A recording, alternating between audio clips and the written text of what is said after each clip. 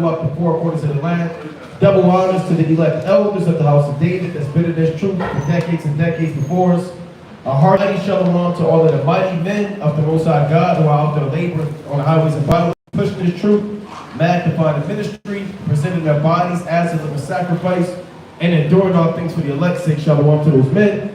Shalom to the men that may not be out there on the highways and byways as of yet, but they're working on it. They're getting built up in the spirit, they're praying, they're fasting, they're studying, they're being diligent and abounding in the work of the Lord. Shalom to the ancient men, the children, the sisters that move in the spirit of our righteous foremothers, and everybody tuning in live. Quote your show. All praises to the Most High. Shabbat Shalom, as the brother was saying. Another Sabbath service of edification. Another day of repenting, getting yourselves in order, houses in order, right? Neglecting the ways of this world and forsaking the ways of this world. As we always do, let's go to Acts chapter 18 and verse number 4. The book of Acts 18 and verse number 4. And he reasoned in the synagogue every Sabbath and persuaded the Jews and the Greeks. Right, another Sabbath service to persuade the Jews who know that they are Israel to stay in the law, statutes, and commandments, the faith, the brotherly love, the charity, all things to magnify the name of Yahweh Hashem Yahushua. And those who are just finding out that they're Israel, to compel them to be in the read and search the scriptures daily and diligently to see if the words that be spoken to you are true or not. Right? Let the words of Yahweh Hashem Yahushua be true and every man a liar. Right? If it's not thus saith the Lord, cast it behind you, man. Right? No time to be caught up in seducing doctrines and false sayings and the ways of this world and these wolves in sheep's clothing. Right? And the only way we can stand 10 toes down for the doctrine we learn is through Philippians 4:13. Philippians chapter 4 and verse number 13. I can do all things through Mashiach, which strengthens me. Right, through the spirit of Mashiach, we're able to cast down false doctrine. Right? Able to go precept upon precept, line upon line, here a little, there a little, to get a proper understanding through the spirit of the Lord. That's right. Shalom, shalom to the 12 tribes scattered abroad, reading, praying, fast, and making their body a living sacrifice. All praises to the Most High for His mercy, allowing brothers to be able to go into this beautiful breakdown through the spirit or communication. But I wanted to get 1 John chapter 2 and verse number 28. 1 John chapter 2 and verse number 28. 1 John chapter 2 and verse 28. And now, little children, abide in Him, that when He shall appear, we may have confidence and not be ashamed before Him at His coming. We're living in the last days, right? And living in the last days, the Lord said, abide in Him. Don't be swayed back and forth through doctrines, philosophies, your own lust, or the evilness of this world. You have to abide in Yahweh Hashem Yahushua. So at His coming, brothers can be confident, huh? Brothers can look forth of hope and salvation, rather than to have their heads down in their sins and get overtaken by the spiritual demon Satan. It says, He shall appear, we may have confidence and not be ashamed before Him at His coming. Right, so that's why we continue doing the work of the Most High, day in, week out, right, doing the works of the Most High, that at the day of the Lord, brothers may have confidence. God, and all praise to the Most High, and this is a beautiful topic to go into. Right, let's go to Hebrews chapter 13 and verse 16. Right, communicate. Right, the name of the lesson is communication or die in your silence. Right, Hebrews chapter 13 and verse 16. Hebrews chapter 13 and verse number 16. Verse 15. By Him therefore, let us offer the sacrifice of praise to Yahweh continually. That is the fruit of our lips. Give thanks to His name. Right, giving thanks to His name. Right, so it's a sacrifice to the Most High. That's not just scented lambs and bullocks and rams that you offer upon the brazen altar, but you also have the sacrifice, which is the fruit of your lips, and praising the Most High. You praising Yahweh Hashem Yahushua is a sacrifice. Right, go on. But to do good and to communicate. And to what? But to do good and to communicate for with such sacrifices. Hold on, read it again. For with such sacrifices. Read it from the top. Come. But to do good and to communicate, forget not. For with such sacrifices the Most High is well pleased. So it's a sacrifice, man. Not only to praise the Most High, you understand, but also to communicate. That is a sacrifice, man. See, sometimes brothers, they bottle things up. Sometimes brothers don't want to rock the boat, like we were saying yesterday. Sometimes brothers may not know what to say or how to go about saying things, but to communicate to your brother is a sacrifice in these last days, man. You know, it's not, in the world, you know, men are taught, we're mainly taught to be naturally reserved, right? Not communicate, kind of be to yourself. A lot of men bottle things up that they deal with, man. You're taught to, as a father or as a brother or as a man, to deal with a lot of things mentally, but not really vocalize or communicate. Even certain sins and things that people struggle with. A brother, real quick, go to Sirach 22 and 20 real quick, man. I mean, that's what 20 is about 22. Right? Sirach chapter 22 and verse 20. 20 and 22. Come. Chapter 20 and verse 22. There is that destroyeth his own soul through bashfulness. Those who commit adultery. Through bashfulness. Pork. Through bashfulness. Right? And by accepting of persons overthrowing themselves. See that? So certain brothers still destroy themselves, right? What does it mean to be bashful? To be shy. Right? To be shy. You'll overthrow yourself, man. Now you might be able to save a brother's life, man. A brother might be going off, and you might not say nothing to that brother. It might be all manner of sins bound up, but you don't want to say nothing, and you'll overthrow yourself, man.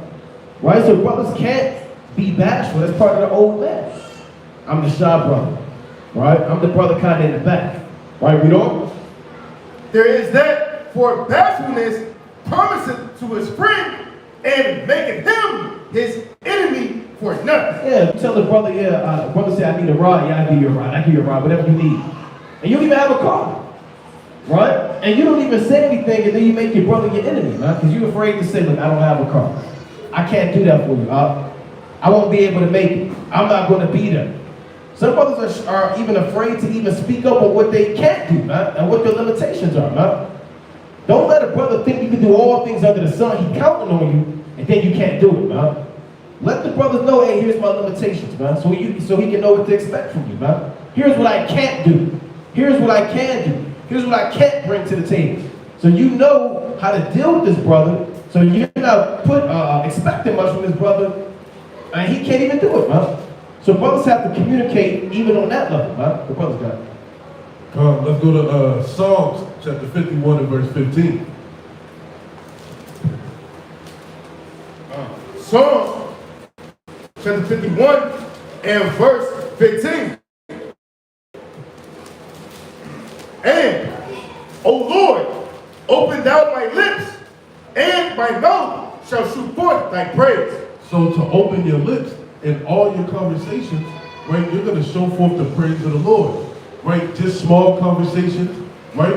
The Lord shall always be mentioned in every conversation, right? So even if a brother isn't speaking up, the Lord is going to put it in the brother's lip to cause him to speak up, man. That's why you have brothers around you to force you to speak, to force you to raise your voice, to express what's going on, to express that you may need help, to express that you're down in your spirit and you need some uplifting, right? Let's go to James chapter 5. Go to verse 13. All right, the book of James, chapter 5, and verse 13. Is any among you afflicted? Let him pray. Is any merry? Let him sing psalms. Right. Is any sick among you? Let him call for the elders of the church, and let them pray over him, or see him with oil in the name of the Lord. Read 14 again, Bobby Shaw. God. Is any sick among you?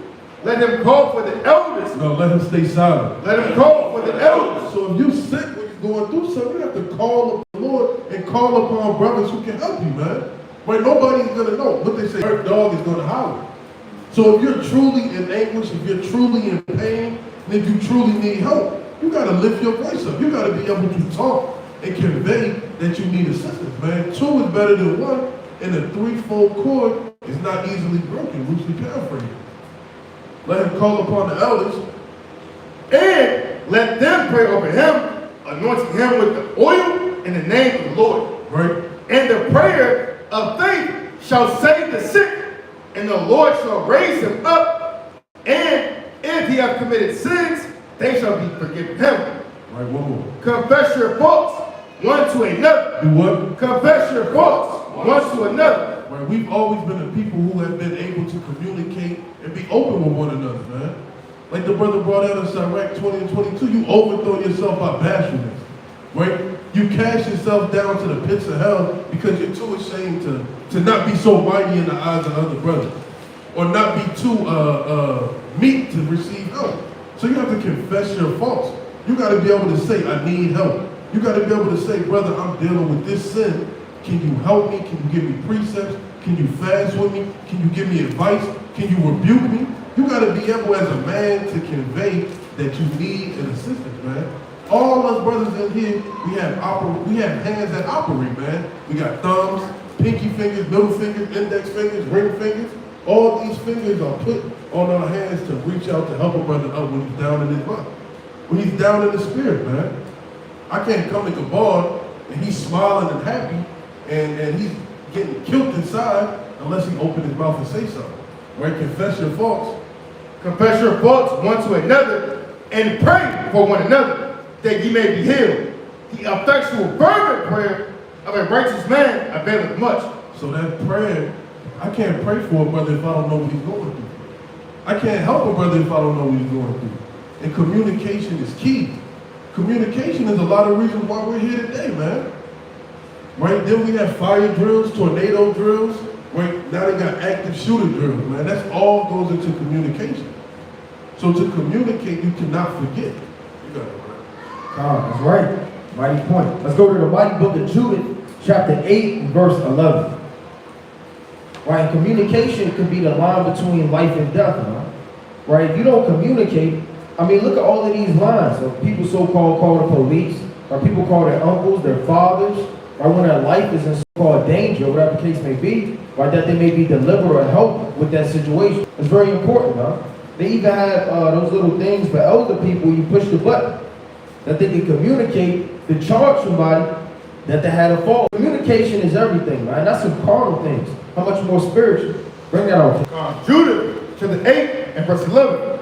And they came unto her, and she said unto them, All right, this is Judith.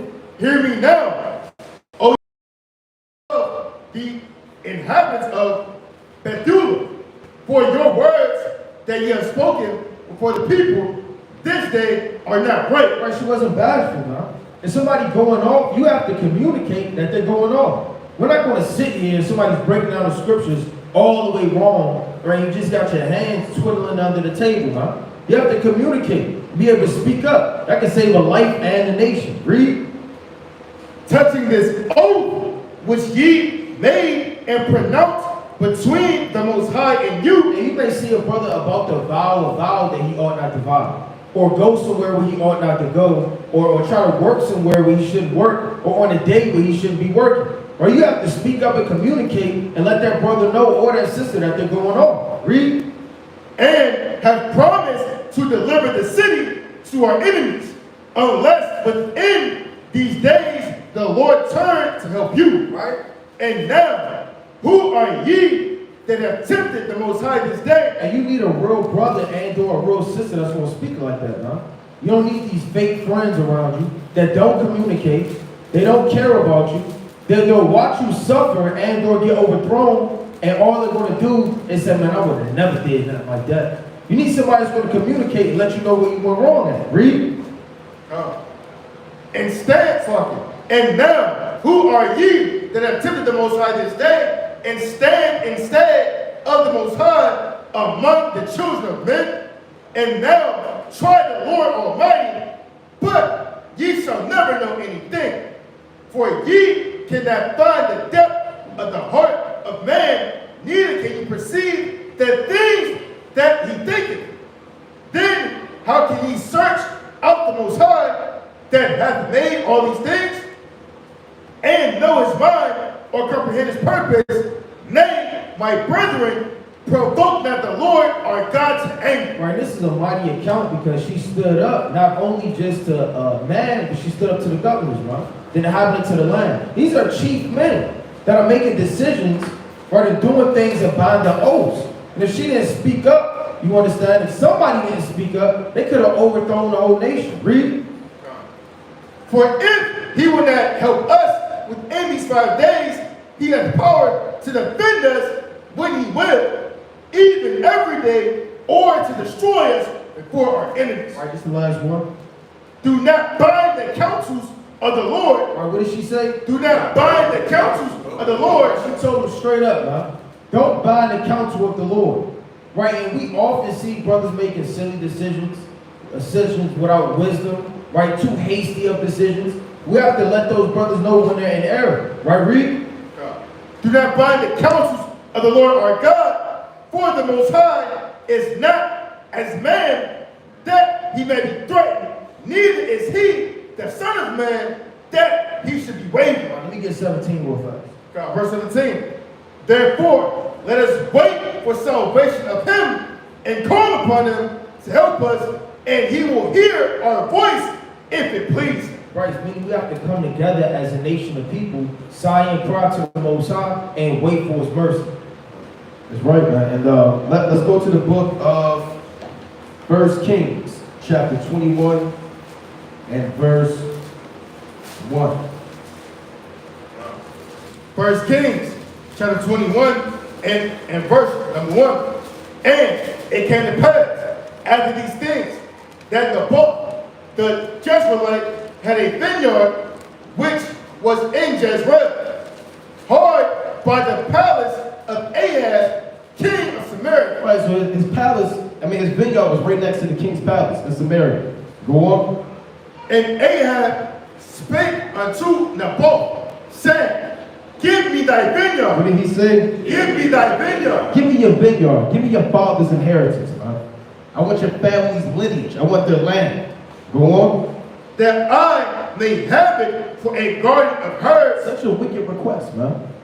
To steal a man's inheritance for a garden of cucumbers and herbs, man. Read. Because it is near unto my house. And it doesn't matter, right? Go on. And I will give thee for it a better vineyard than it, or if it seem good to thee, I will give thee the worth of it in money. So he's a mighty king, about to cause this man to go off. Let's see what Naboth said. And Naboth said to Ahab, the Lord forbid me that I should give the inheritance of my fathers unto thee. See, certain men, if a man of power comes around, they won't communicate, man. Right? Brother said, man, take off those fringes. Okay, I'll take my fringes off, man. What else do you need me to do? Shave one half of your beard for me. Okay, it's the Sabbath day. Well, go buy it. Then the brother buy it, then he shave his beard off, then he takes his fringes off. Well, what else do you need me to do? Turn around 3 times and go home. Right? Then the brother get in his car and go home, huh? You can't just be a fool, huh? Or a pushover, man. You gotta speak up too for righteousness, man. You can't give your family inheritance, but let them hold your car. Here you go, King. Right? And I need your woman, huh? Right? For what? Shut up. Right? Then you give them your woman, huh? Just give anything to anybody. Read on. And more importantly, you gotta speak up. That's right. Right? Go on. Verse 4. And Ahab came into his house heavy and displeased. He was depressed. Depressed over nothing, huh? A lot of brothers be going through it. You don't have to go through it, huh? This was a bad request, man. What are you sad and displeased for, man? Read on. God. Because of the word which Naboth, the Jezreelite, had spoken to him. He spoke righteousness to him. That caused his brother to be depressed, huh? Read. For he said, I will not give thee the inheritance of my fathers. And he laid him down upon his bed and turned away his face and would not eat no bread. Yeah, that's wicked. That's like the brother asks for your woman. You say no, the brother gets sad, he don't want to eat nothing for the rest of the day. Right? He's sad, he's depressed. Go on. But Jezebel, his wife, came to him and said unto him, Why is thy spirit so sad? What did she communicate? Why is thy spirit so And sad? she ignored it. Why is thy spirit so sad? She's wicked, and even she said, why is thy spirit so sad? Huh? Right, go on. That thou eatest no bread. And you might see a brother counting talk, huh? You gotta say something, huh? Right? That brother might be not wanting to say nothing. He might feel like he can't talk about it. The brother might feel like, I'm a battle this on my own. You see a brother's spirit sad, you should ask why that brother's spirit sad, huh? Right? It's a time and place to do that. But you definitely want to, you can look at the countenance of a man and communicate and kind of see that brother look like he about to kill somebody. Huh? I ain't gonna say no. Hope he don't kill me. No, huh? Say something to that brother, huh? Right? And be a faithful friend. Go to another quick precept. Go to 1 Samuel chapter 20 and verse 3. Verse 7, 20. Start at 2. Verse 7, 20 and verse 2.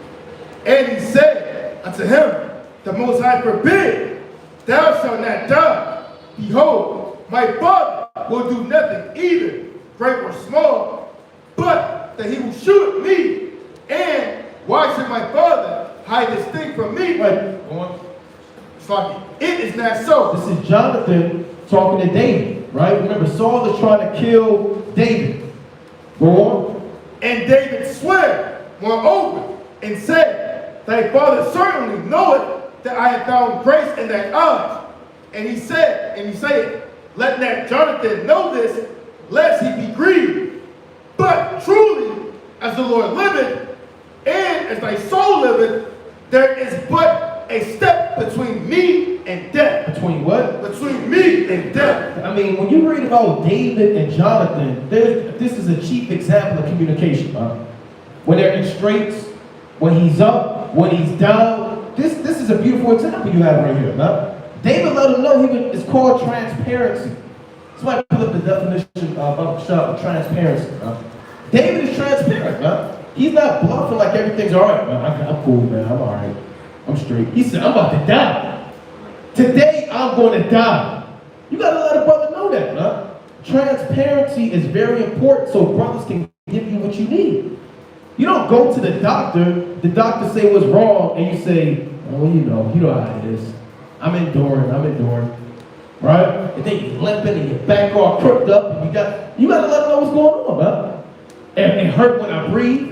Right? It hurt when I didn't move, and my stomach hurt, so he can give you the right remedy, He can only give you what you're giving him. If you say I'm endured, he gonna write you down 3 aspirins, And you need your kidney removed, You're coughing up blood, he wrote you 3 aspirins. Monday, Wednesday, and Friday. You need surgery tonight. Read Transparency, King. Right? This is a transparency, right, from the .com, right? It means like fine, clear enough to be seen through, free from pretense or deceit. Free from pretense or deceit. Some brothers be deceiving their own self. David, I'm King David. I'm cool, man. Most High anointed me. I'm that guy. I'll be all right. The Lord, he knew the Lord was with him. He still had faith. A lot of brothers, man, you have faith, and that's good. And all praise. But the Lord put men around you to communicate, to get you the help that you need. You understand? And this is part of works. Right? You can believe in the Most High, but this is the works that go with it. Go on. Easily detected. Easily what? Easily detected. Brother, straight up, I'm dealing with adultery. I'm dealing with a problem of adultery. Straight up, you can easily detect that, man. Brother kind of beating around the bush, kind of had a crazy day today. And he take you down all this loophole, Brother, just say you committed adultery, And you have problems with lust, Don't take the brother down a rabbit hole and you're blaming Satan for this. No, brother, you went off, Oh, Satan got me this week. I went off and something kind of happened. Then this woman came around. Instead of just coming straight for it, brother, I'm dealing with lust. Yeah, give you a whole novel. I'm dealing with lust, One more point. When you go to these in these AA classes, they say you got to be transparent. You got to say my name is Joe and I am an alcoholic. They won't let you move on to the next stage, They'll kick you out. If you come out, well, it really wasn't my fault, and the way they was driving, and they had a blink. They don't want to hear that, man. They'll sit you down until you say, my name is Joe, and I am an addict. Right? Read that again. Easily detected. Easily detected or seen through. Go on. Obvious. Characterized by visibility or accessibility of information. See that? You give the brother the right information. It's easily accessible. You lay it all on the table for the brother. That's why David said there is a step between me and death. And what did Jonathan do when he was transparent? He saved his life through the Spirit of the Most High. He delivered him from death, man. If your brother dealing with death, he's going to give you what it takes to deliver you from death. If you're dealing with adultery, he's not going to beat around the bush and say, look, I'll just pray for you. He's going to give you what it takes to deal with adultery. Right? Remove that number from your phone. Right? Don't come around this day. Do this. If you're transparent, you're going to get the help that you need. If you're not transparent, you're going to be overthrown. Right, let's go to Proverbs 27 and 9. Right, and that's a perfect example. Like you go to traffic court or something, right, and the judge is saying, how do you plead? A lot of people say, I plead guilty with an explanation. Or I throw myself at the mercy of the court. Right, and what does the judge do? You know what, because you was honest, we throw it out the window. Right, we give you a slap on the wrist. Just pay the court fees and go ahead about your day. That's the importance of communicating and being upfront, right? There's nothing wrong with being able to, speak boldly for yourself, man. That's what a man is supposed to do, right? Nobody wants to be around a man who acts like a Eeyore. Is that the Eeyore from Winnie the Pooh? The little donkey, saying, No, man, speak boldly, right? Once you're bold, you're going to put that spirit on another brother to be bold. Then everybody's going to be bold, man. And then no sin or wickedness is going to dwell amongst you because you're going to have people who are able to rebuke, people who are able to confess, people who are able to give you counsel that's just like wine. You get some wine after a long day or a cold beer. It's like you get that, after that first sip, that decompressed sip.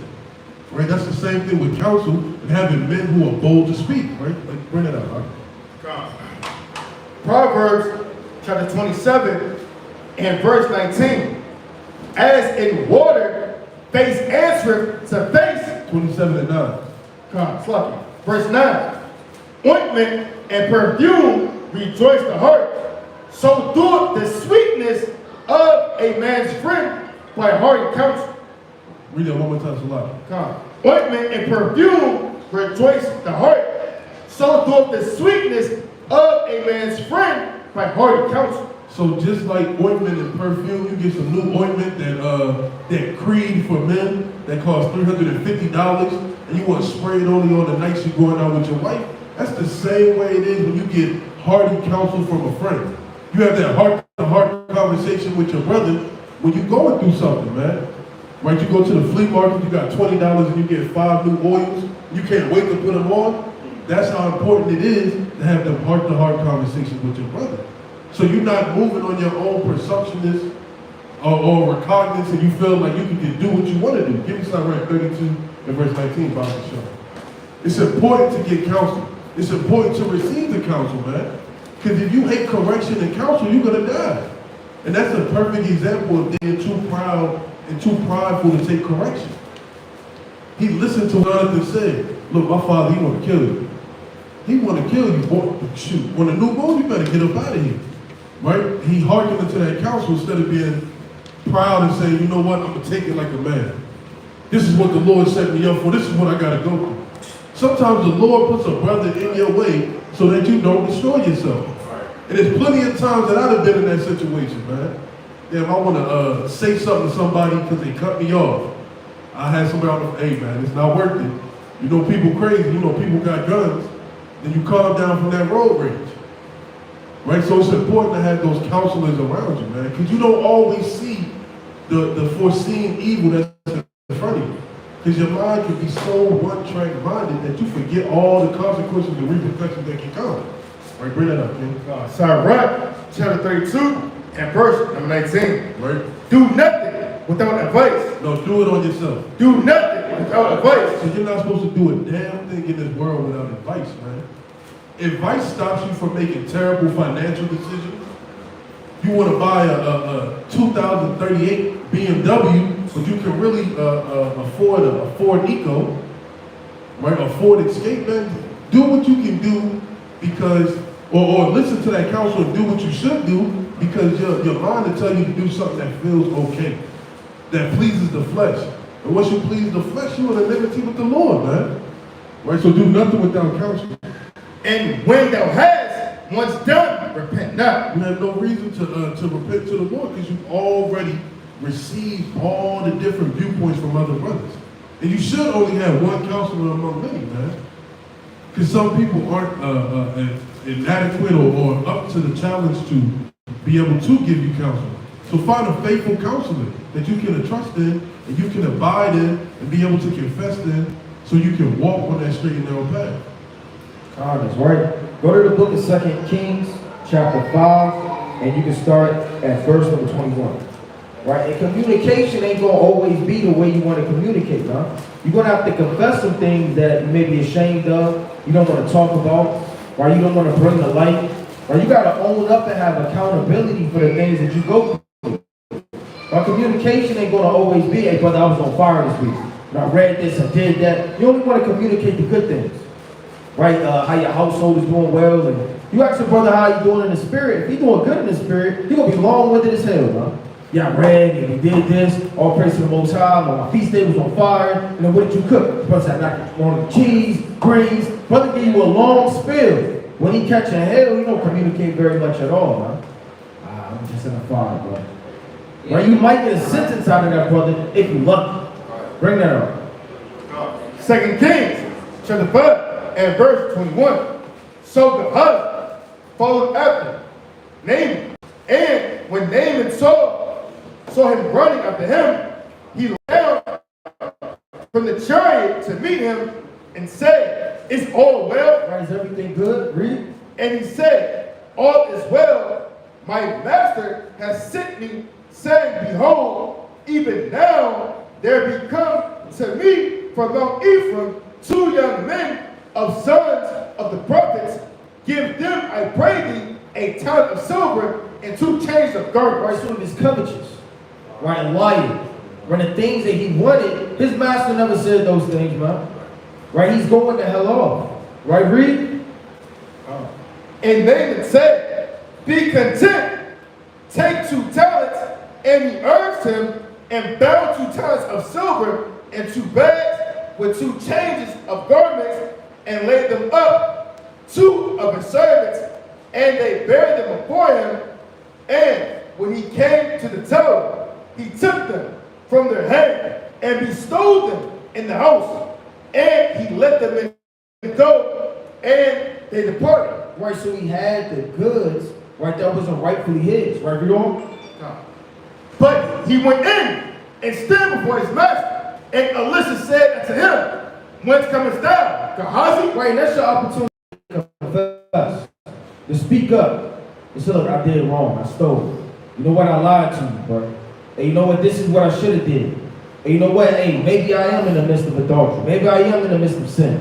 Maybe I did break the Sabbath day. You have to confess things and communicate even when it's rough.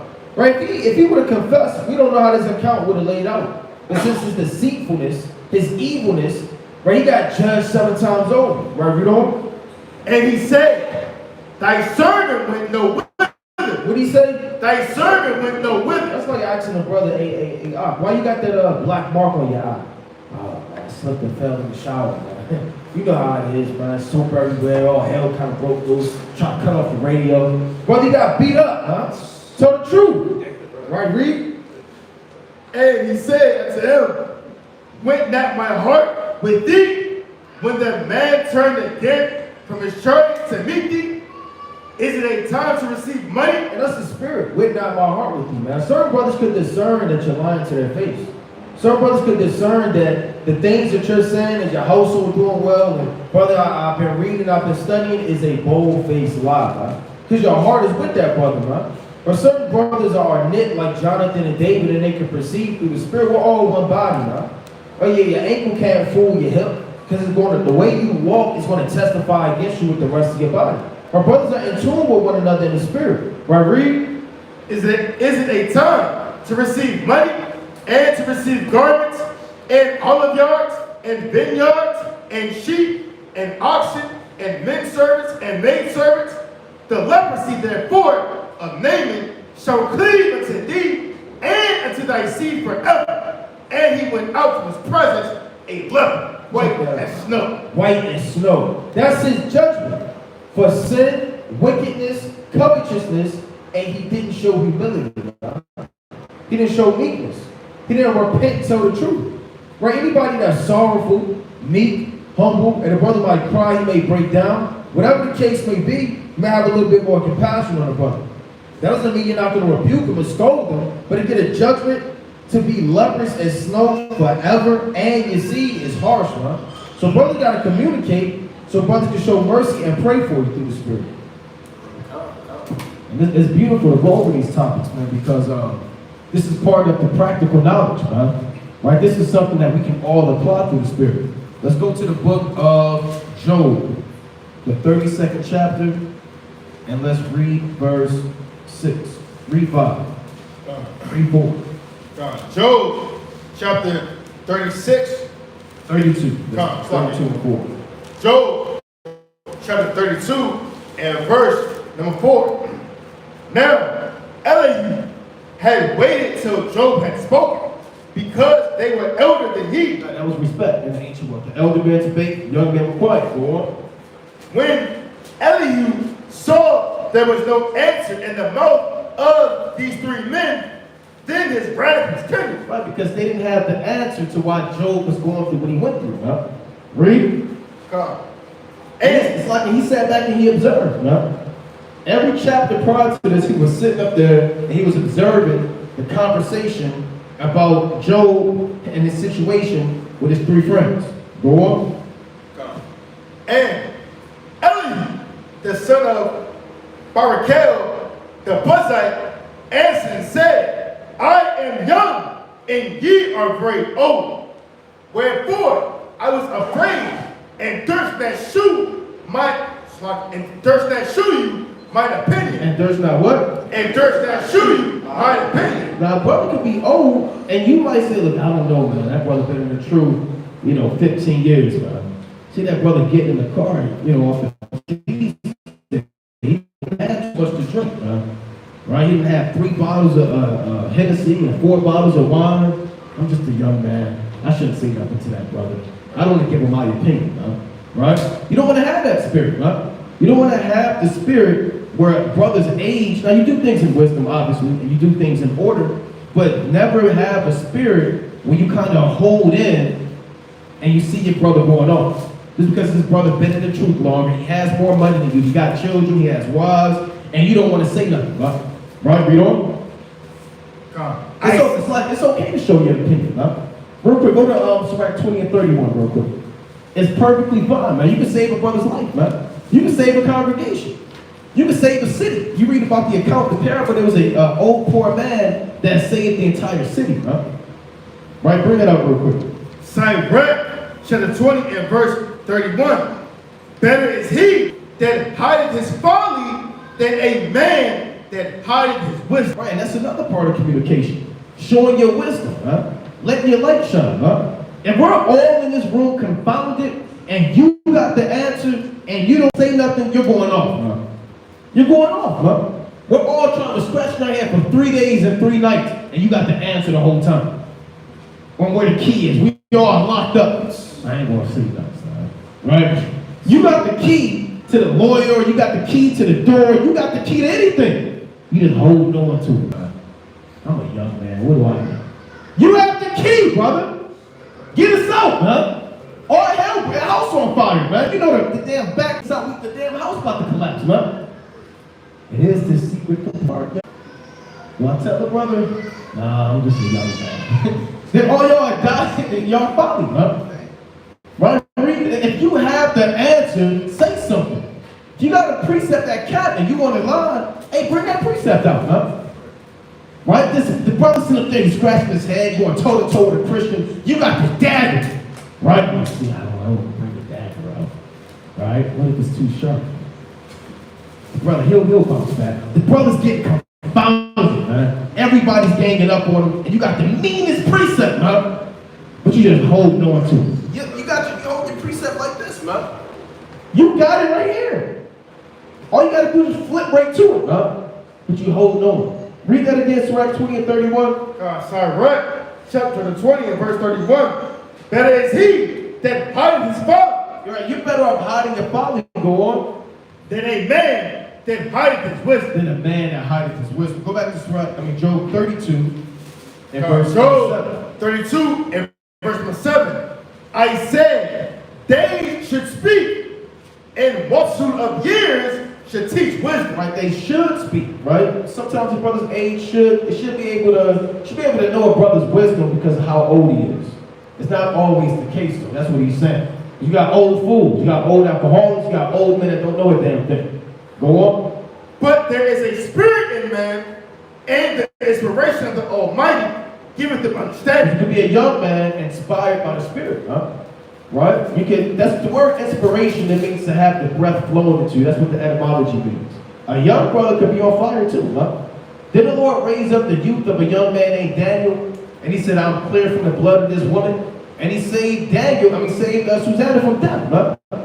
He didn't sit back and say, you know what, man, these old ancient judges, man. And they tried to get on him.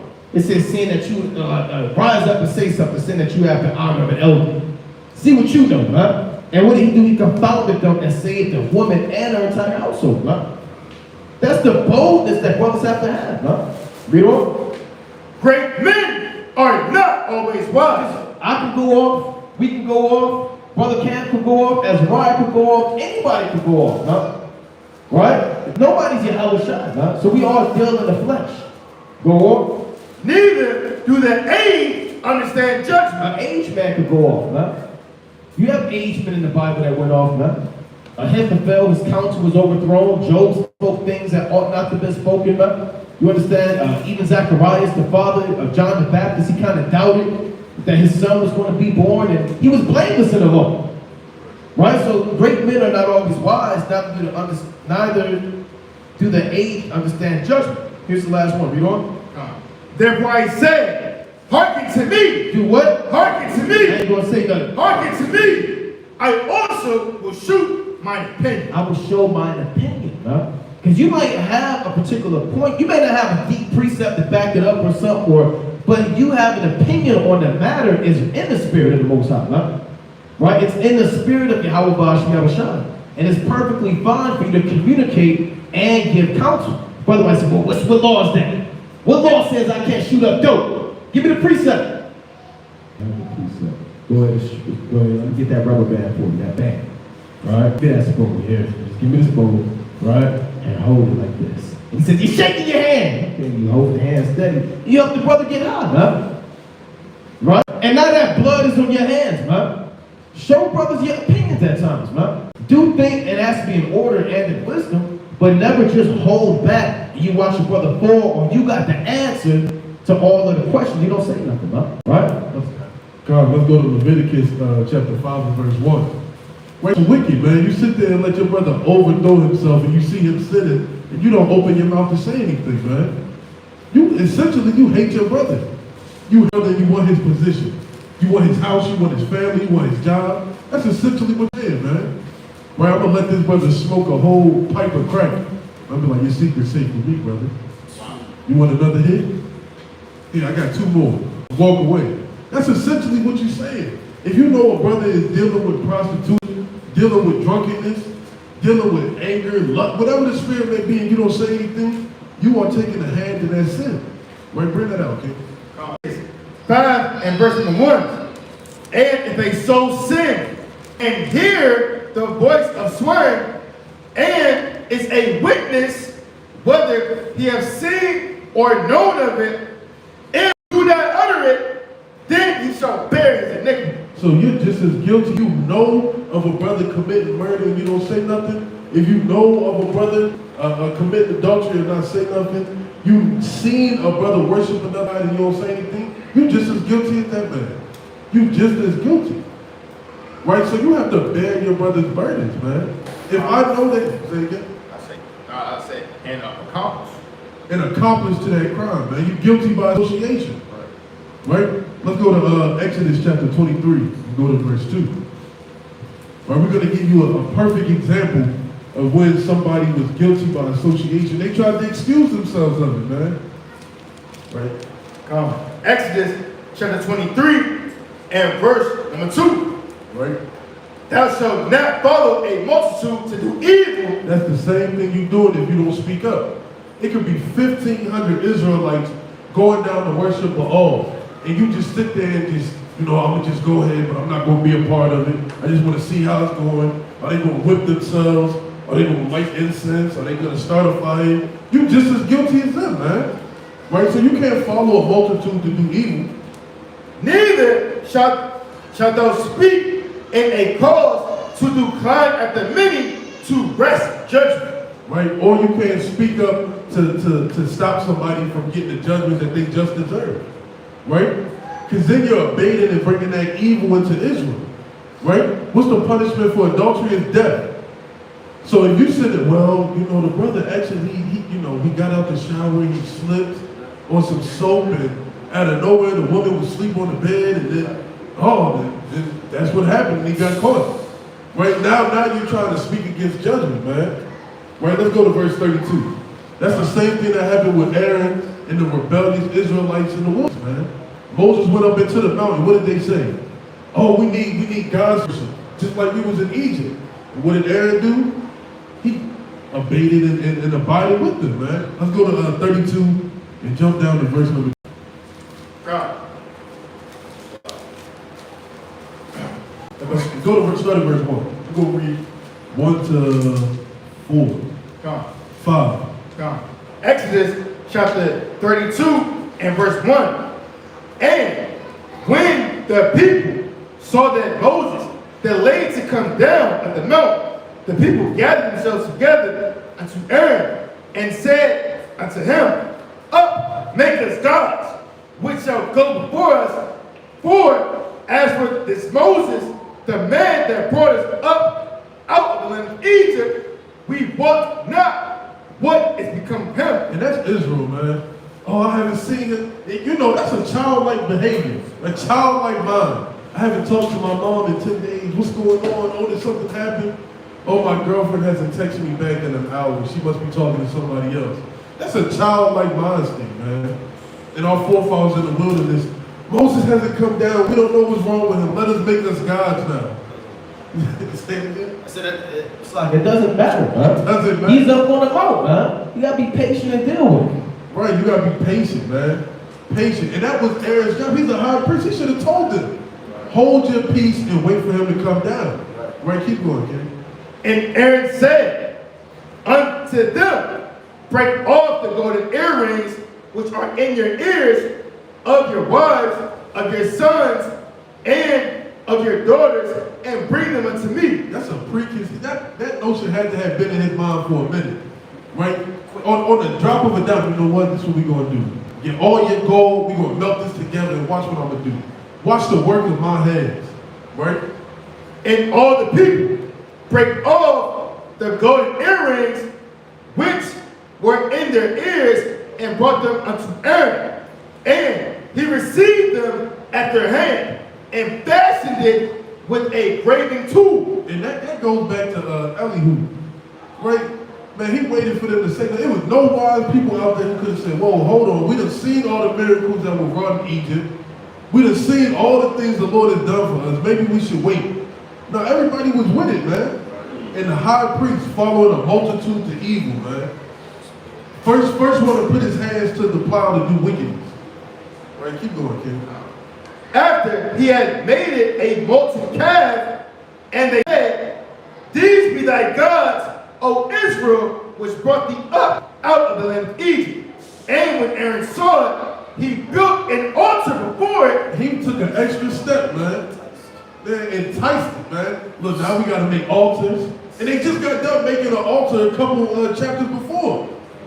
Right? Did they not just see the chariots in front of them? Did they not just see the wall of water? Did they not just see all Pharaoh's armies die? They felt the darkness. They seen the hell mingle with fire, and none of their crops and animals was touched. But first thing they do is they start acting like children. And that's what children do when they get in trouble. They don't say nothing. They close their mouths. How many times have we heard, answer me when I'm talking. Open your mouth. You don't say nothing, I'm going to make you say something. I'm going to give you something to cry for. That's the same thing with the Israelites in the wilderness, man. Let's jump down to verse number 21.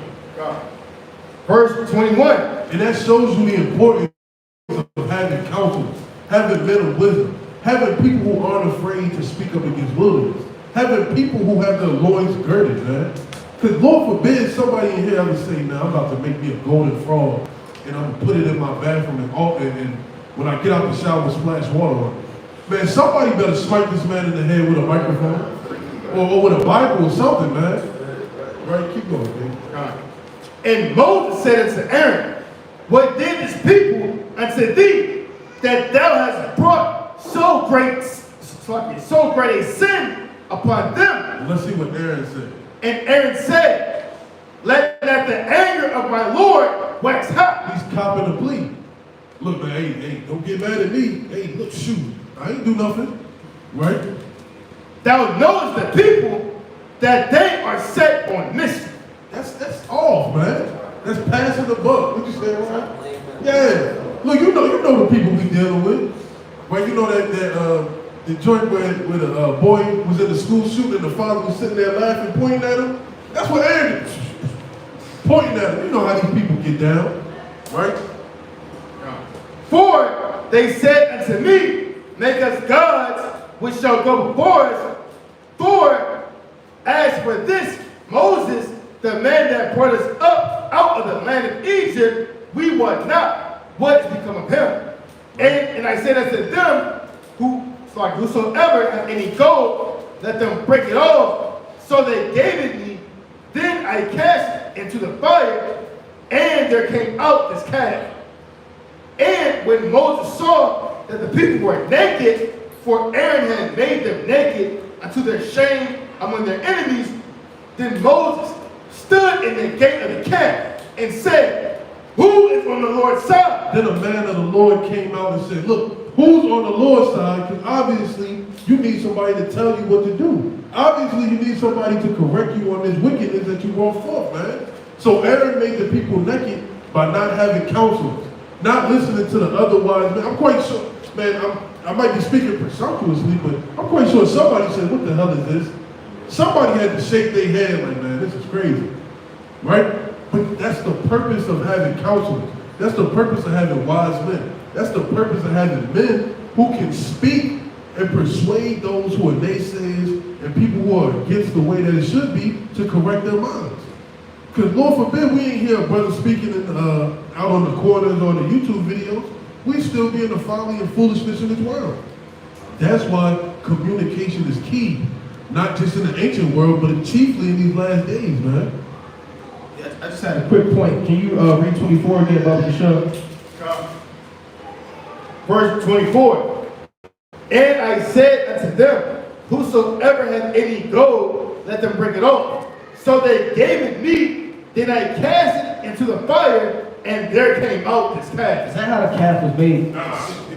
Is that really what happened? He threw it in the fire, and this calf came out, man. But you gotta Moses already threw that, man. You think Moses fell for that, man? I threw this in the fire. Oh, here is where this calf came from, man. You gotta watch brothers, man. Right? You gotta kind of see through these offers, man. Right? So you gotta get it. Right. So also in verse 5 it says, and when Aaron saw it, he built an altar before it, and Aaron made proclamation and said, tomorrow is a feast to the Lord. Right? So not only was he getting down with the idolatry, but he was also proclaiming a feast day in the name of the Lord. Right? It was madness. In the name of the Lord cast. Right. It's evil.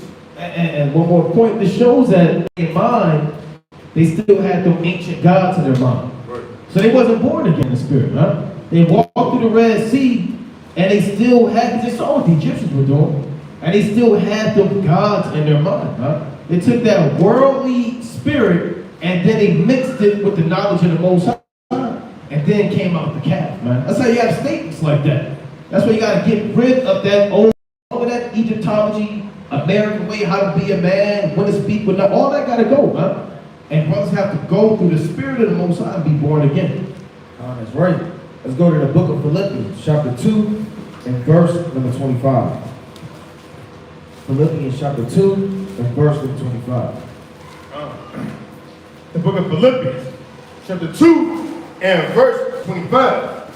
Yet I suppose it necessary to send unto you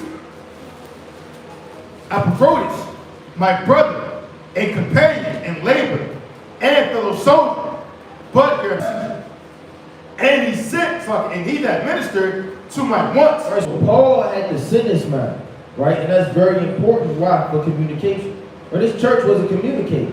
Hold that. Go to Philippians chapter 4 and verse 25. Come. Philippians 4 and verse.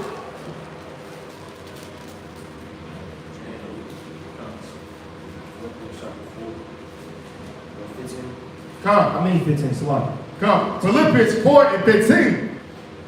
Now ye Philippians know also that in the beginning of the gospel, when I had departed from Macedonia, no church communicated with me as concerning giving and receiving, but ye only. Right. For even in Thessalonica ye sent once and again unto my necessity. Right, because in the ancient when they were writing letters, writing letters back and forth, right, Paul needed things, right, to minister into his wants, right, because Paul was going to all of these different places, Macedon, right, he was going to Thessalonica, he was going all throughout on shipwrights, and he needed help, right. They didn't have Burger Kings in the ancient world, they can't go grocery shopping, right, you just sit down, you make your food, right. When he was on the move, he was coming in the coast late, early in the morning, right, he needed to be taken care of through the Spirit. Read. Now because I desire a gift. Right, Paul didn't want them to help him, right, they communicate with him, that he may get the things that he needs because he wanted a gift. Right, he wanted a robe, or new clothing, or new sandals, or, he just had a taste for bullock. Read. But I desire fruit that I may abound to your account. Right, and that's communication is fruit, huh? That he may desire fruit that may abound to your account. Right, meaning charity and help. Read. But I have all and abound, I am full, having received of Epaphroditus the things which were sent from you. Right, so if Epaphroditus didn't communicate, Paul wouldn't know, right, the things that were sent from him. It says an odor of sweet smell, a sacrifice acceptable, well-pleasing to Yahweh. Right, so when you communicate with your brethren, that's a sacrifice well-pleasing unto the Lord. You never know what a brother wants or what a brother going through or what you can communicate and how that's received up right to the Most High.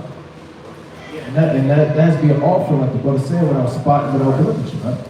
These are offerings without spot and without blemish. Go to Proverbs 31 and 9. Right? Proverbs chapter 31 and verse 9. Proverbs chapter 31 and verse number 9. Open thy mouth. Don't be quiet. Open thy mouth. I'm an introvert. Open thy mouth. Yeah, that's something that they kind of glorify now. All the introverts, right? This is what we do. Right? And the Lord isn't dealing with that, right? Right? If you're a king, you can't be an introvert, right? Because you got to speak up, man. You got to deal with the people. If you're a priest, you can't be an introvert, right? Because you have to direct the other Levites how to do the offerings, and you have to communicate before the Most High, right? Right? Read that again. Come on. Open thy mouth. You must have to learn how to open your mouth, right? Read. Judge righteously. And judge righteously according to the law. And plead the cause. What else are we doing? And plead the cause. You gotta plead causes, man.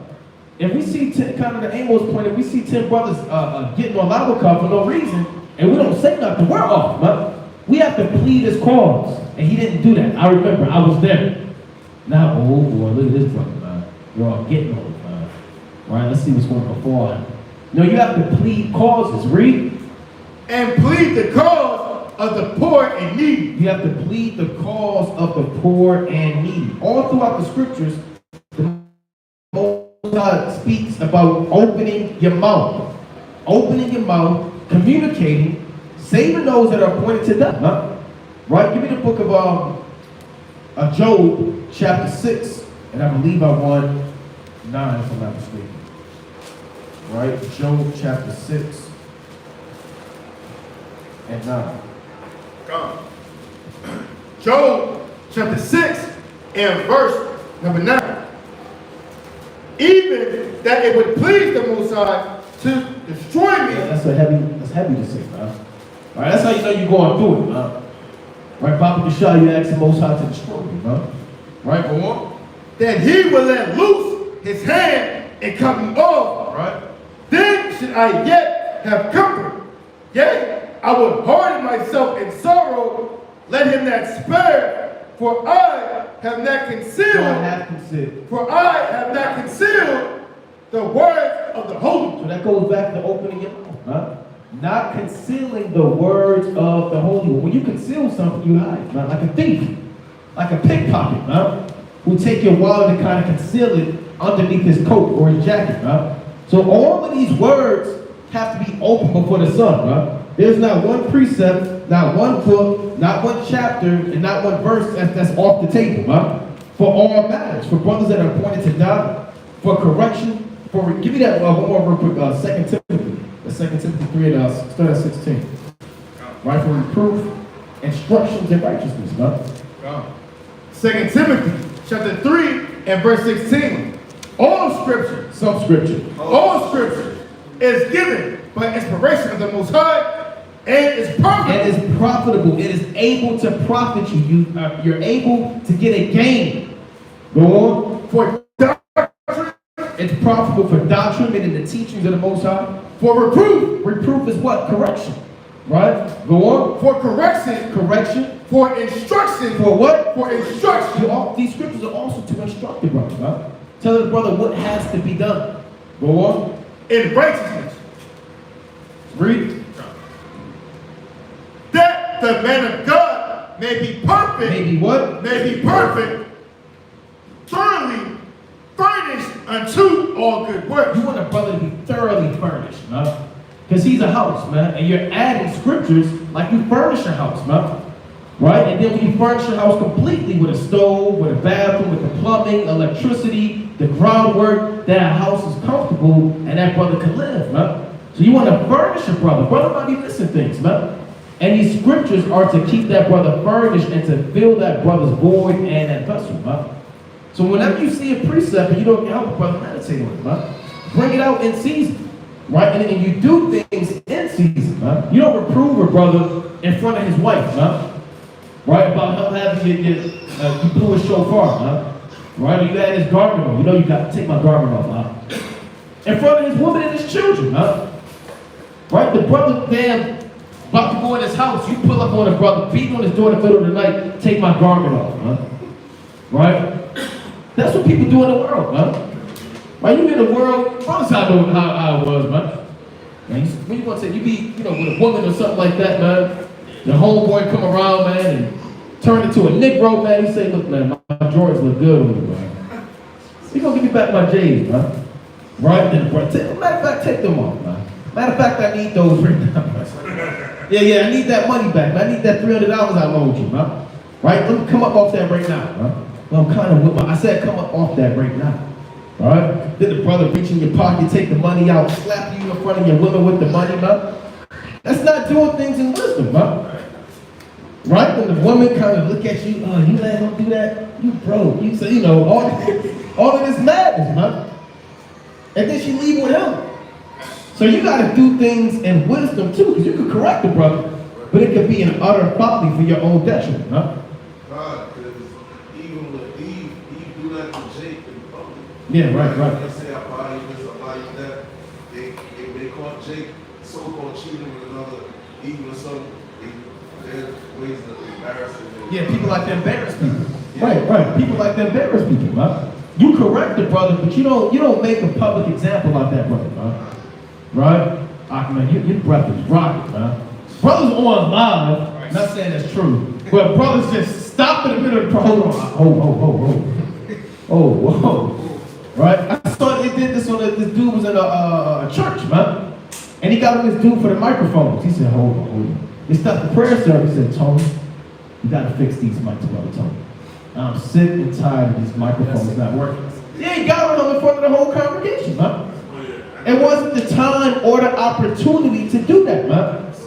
So even when it comes to communication, make sure you do it in season, man. Right? You do it in season, and you do it in the order. And you do it removing your emotions, man. When you reprove it, brother, don't be emotional, man. Brother, you know what? Hey, brother, maybe you need to calm down first, man. All that huffing and puffing can put that brother's spirit off, man. Now the brother, he kind of, he start kind of doing this, and y'all sizing up, now y'all fighting, man. So do things in wisdom, even when it comes to reproof and communicating to your brother. It's like two quick precepts, right? This is Galatians 6:6, right? It reads, let him that is taught in the word communicate unto him that teacheth in all good things, man. Or so if, as brother was going into, right? The Most High has bestowed you wisdom, right? Precepts, right? Understanding, man, right? The Lord said, man, him that is taught in the word, hey, you need to communicate, man, right? And teach all good things, right? To build that brother up, right? Build up that system, man, right? To give sound counsel, exhortation, man, right? And give the necessary ingredients, man, that's needed, right, to build up those houses, man, right? To build up, right, those spiritual walls, right? And to have that foundation that is had to be fortified, right? And also 1 Timothy, right, 6, right, in verse 18, it reads, that they do good, that they be rich in good works, ready to distribute, willing to communicate, right? Right? And so brothers, man, they got to be willing to speak, right? Right, willing to actually communicate, right, and to actually give a sound counsel, sound judgment, right, and sound and to bring up righteousness, man, in these last days. Quick point. The footnote on the 1611, the brothers that got it, it says sociable next to communicate. So brothers also have to be sociable, man. Man, you got to come around, man. You got to be around brothers to communicate. This lesson isn't for brothers that sit in the closet somewhere, man.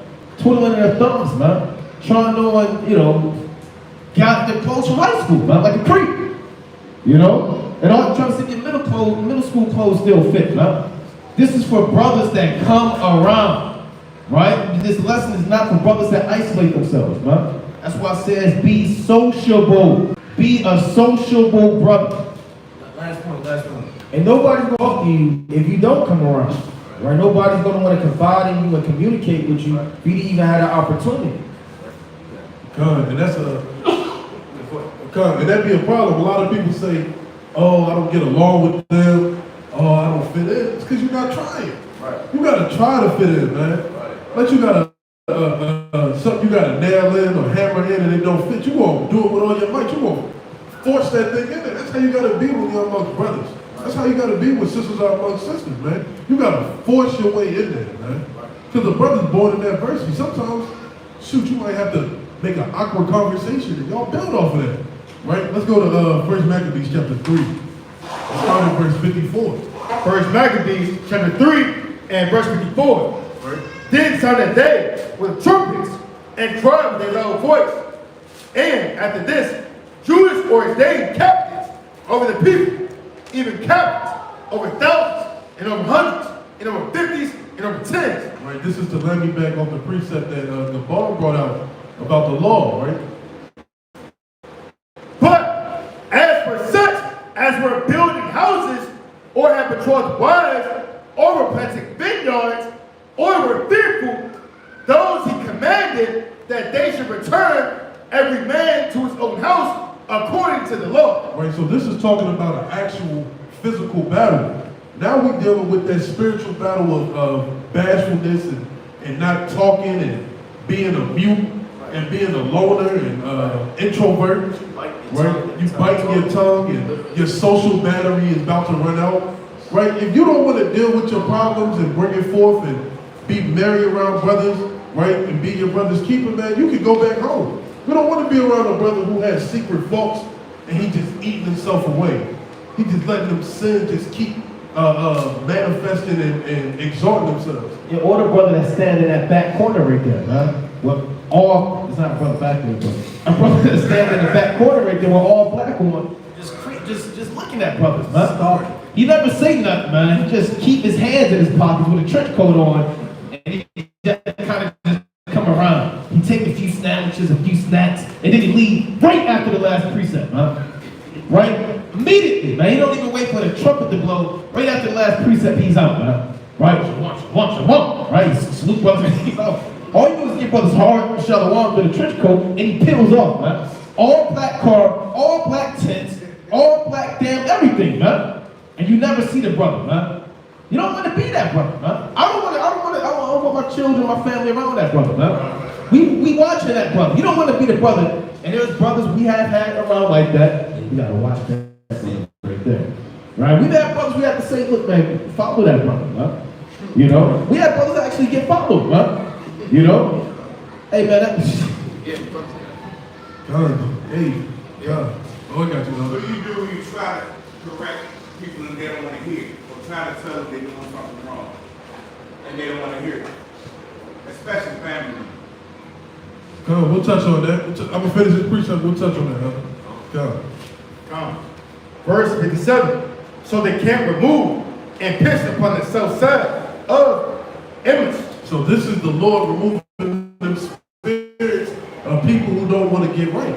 Those spirits of people who just want to stay in their mute stage, man. Those people who don't have the ability to speak up with the things that they're going through. Sometimes you got to cast a brother to Satan for the sake of the spirit, man. So a brother can see the grass isn't always green on the other side. Yeah, maybe I should have just spoke up. Maybe I should have put my pride to the side. Maybe I should have been meek when I was around brothers, right? What he said? And Judas said, "On yourself." No, he texted. On yourself. He said to the multitude that was still there, arm yourselves. Meaning put on the whole spirit of the Lord, man. Put on the whole armor of the Lord. Because you're going to have to deal with stuff every day, right? You're going to have to deal with these sins every day. Every day you wake up, you're going to have to deal fighting that lust demon, that slothful demon, that hatred demon, that anger demon, that gluttonous demon, that drunkard demon. Man, we could be going on for days, man. We go on till the Lord come back talking about different spirits we got to fight, right? Arm yourselves And be valiant men. Be men of integrity and honor, man. Be a man where somebody can look at and say, that brother is moving in the spirit of the Lord. That brother is somebody who puts a spirit on me every time he comes around. Right, like the brother said, not that mysterious brother standing in the back. We used to have a brother who come to camp with all black on and wouldn't say nothing, just stand there. At the end of camp, just say shalom. Right, brothers remember, every Friday camp. Yeah. In the church coat. Wouldn't say nothing. Say shalom, maybe one or two brothers, and then he'd be gone. We'll see him until next week. Right? So you gotta be a valiant man. A man, come on, man. You gotta be a man who people know to come to when you're in times of trouble. Somebody who they can look to get their spirit right. Right? What would Gabar do in this situation? Because Gabar is known to do right things because he's a valiant man, right? And see that ye be in readiness against the morning, that ye may fight with these nations. No, you let these spirits overcome you. That ye may fight with these nations. So you got to be ready in the morning. When the mercies of the Lord are renewed, that's when Satan is coming to you the hardest, man. Oh, the Lord got rid of that sin. Oh yeah, the Lord forgave him for that. Well, boom, here comes 7 more spirits that's coming at you 10 times harder, man. Now you on Instagram, the next thing you know, it's cheeks in your face. After you just fasted the day before to not have to fall for that. And brothers laughing because they go through that. That's true. Look, I'm not drinking this week. Then the brother hits you up, hey, we going out this week. Let's go. It happens. Right? Or financial discipline. I'm not going to spend any money this week. I'm trying to save up to get a car. Next thing you know, you got 14 different bills that hit your account. Then you got to get gas because somebody psyched your gas out. Or you blew a tire. Right? These spirits are going to be at you. So you got to be ready every morning to fight these fights. Right? And that's where communication comes in, because you don't fight battles one-on-one, right? It's multitudes of demons you gotta fight, man. Satan has a whole army in front of you. And more soldiers make for better battles, man. Look at the Maccabees, man. Look at all the soldiers they had with them. They made a glorious battle, and next thing you know, they in the book of life, man. We read about them thousands of years later. Right, so make yourself ready against the morning, that ye may fight with these nations that are assembled together against us to destroy us and our sanctuary. And that's the sole purpose of these demons, is to destroy this sanctuary, man. When one brother falls out, man, brothers feel that, man. Brothers feel that. It hurts. It hurts when a brother leaves a camp, or a brother doesn't say that he's not amongst the body anymore, man. Brothers be sad and upset. They be pleading for him, right? So these demons are sent forth to destroy the sanctuary. And the only way to stop these demons from destroying this sanctuary is to communicate, be sociable, to pray, to fast together, to confess your faults, to ask brothers to lift you up by your coat collar. Ask brothers to get on you. I don't remember the last time I heard a brother say, get on me. Get on me because I'm not doing what I'm supposed to be doing. I haven't said it in a while. But that's what we have to do as a body. And that's what Israel has to do as well, man. Reach out and tell people to get on you. Right, we got 2 more verses in the program. For it is better for us to die in battle than to behold the calamities of our people. So it's better to die while you're fighting these spirits than to give up the ghost while these sins are exalting themselves over. And you die in your folly. You die in your wickedness. Now you had a prostitution demon. Now you 5 pounds because you got HIV. Instead of fighting that demon, right? Now you had a mean alcohol demon. You going through 3 fifths a day, and now your kidneys and your liver shut down, and you turn orange and yellow. Right? It's better to die fighting this battle, being strong in the faith, than to give yourself over these calamities, to give yourself over to that folly and destroy yourself. And our sanctuary, nevertheless, as the will of Yahweh is in heaven, so let him do. If it be in the Lord's will, He's going to put that spirit on you to fight it, man. He's going to put that spirit upon you to stand upon both your feet with your loins girded, staff in your hand, mitre on your head, the finest garment, with the ephod, right? With the wristbands that brothers like to wear, right? And you're going to be a mighty man, and you're going to stand forth and not get tossed to and fro like a wave in the sea. That's right. And quick, brother, most I really can talk about that after the Sabbath service. That's situational, whether they're scoffing, or they're really trying to listen, or they're confused. So a lot of them may go into that through the Spirit. But can a brother give me Isaiah chapter 39 and verse number 1? Isaiah chapter 39 and verse number 1. Come on, Isaiah chapter 39 and verse 1. At that time, Merodach, Baladan, the son of Baladan, king of Babylon, sent letters and a present to Hezekiah, for he had heard that he had been sick and was recovered. Right, so you had these kings of Babylon, right? You had Hezekiah, right? Read on.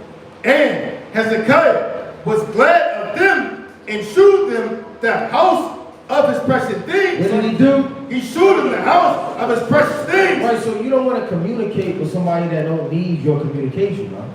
Or that'll overthrow you too. You sit up there talking to a brother you just met just because he got on fringes, and you let them know all of the spill. Everything that's going on in your house, man, where you hide your keys, right? You let them know what makes your woman laugh. You know she like Mark, man. There's something about telling you cold come around. Now you're just collecting data and getting all of these things that he don't need to know, man. You're telling the brother all your business, right? You're telling them your credit score, right? You can't get a loan, and you said what? What you allergic to? Now you're sneaking peanuts, right? All in the Sabbath service food, man. Right? Because he cut them off in traffic. Right? Read that again.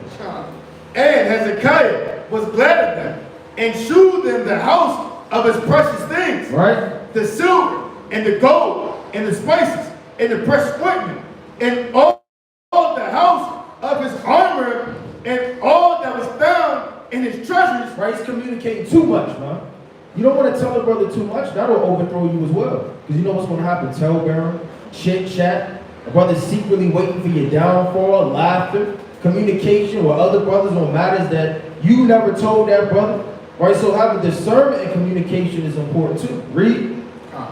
There was nothing in his house, nor in all his dominion. Right, that's the spirit because we're tabernacles. Right, we're the temple. We're the house, right, of our families and our children. Right? We can't say everything that's going on in our house, man. You just utter every and anything, man, that's going on. That's off. Right? You don't want to be an open book, right, in a vessel that can't hold no water, and you're telling everything that don't need to be said, man. You know what? Just Satan just came over top of me and said X, Y, Z. Or you don't give yourself a chance to repent. You don't go over no precepts.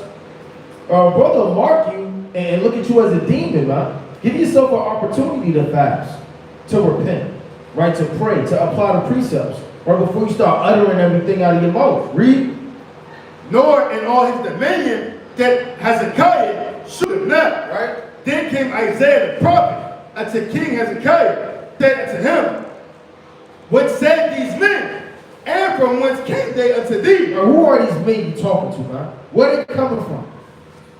And Hezekiah said, they are come from a far country unto me, even from Babylon. Then said he, what have they seen in thine house? Right now you getting concerned. Okay, well, why are they coming from a far country? Why are they coming to you? What have they seen all this in your house? Read. And Hezekiah answered, all that is mine house have they seen. There is nothing among my treasures that I have not shewed them. Right, that's off, man. You can't open up your house and every secret part, every door that's locked, right, secret crevices, the attic, the basement. There's certain things that people don't need to know. Well, like I believe a brother quoted it earlier, you're supposed to have one counselor among 1,000, right? Every brother should know all of your problems and all of your situations and all of your turmoil. Read on. Then Right, so like he said, Shema, Shema, Shema. And he let the whole congregation know, man. Group chat, man. You know what? That's why he's letting all of the brothers know, man. Right, read on. Then said I, the Lord of hosts, behold, the days come that all that is in thine house and that which is thy father's have laid up and stored unto this day. Right, letting you know that everybody that you open your house to or show things to or communicate to isn't for your well-being, man. They'll rob you. They'll talk about you. They'll overthrow you. This is thus saith the Lord. Everything that he showed them of his silver, his gold, right, all of the things that he had, his bucklers, right, all of the armory, right, read, shall be carried to Babylon. Nothing shall be left, saith the Lord. And of thy sons that shall issue from thee, which thou shalt beget, shall be taken away, and they shall be eunuchs in the palace of the king of Babylon. Right, and the people in the world call it a lick, right? Right, I got it together. Like, people will befriend you, right, be cool with you, right, get to know you just to deal with your sister in your house, right? Right, he coming over your house just to see your sister. Coming over for all these secret things. You let this brother around, he secretly wants your woman, right? He secretly want to get down so he can steal your connect. Or you got that movie Paid in Full. I believe his name Rico. He was just around 8 so we can get the connect, man. Right, when you gonna give that connect up, man? People die every day, B. Right, take them pills, get that medicine. What's going on? The show can't stop. Right, just because he want to connect, man. Around you for false reasons. It's not, the communication wasn't pure and upright and in love. So people will do that to get you out your secrets, overthrow you, and all type of evil. Read. Then said Hezekiah to Isaiah, good is the word of the Lord which thou hast spoken. He said, moreover, for there shall be peace and truth in my days. Right, and good is the word of the Lord. That's right, that's right. Let's go to Ecclesiastes real quick, right? So let me back. Chapter 6. And really we can start at verse 5, right?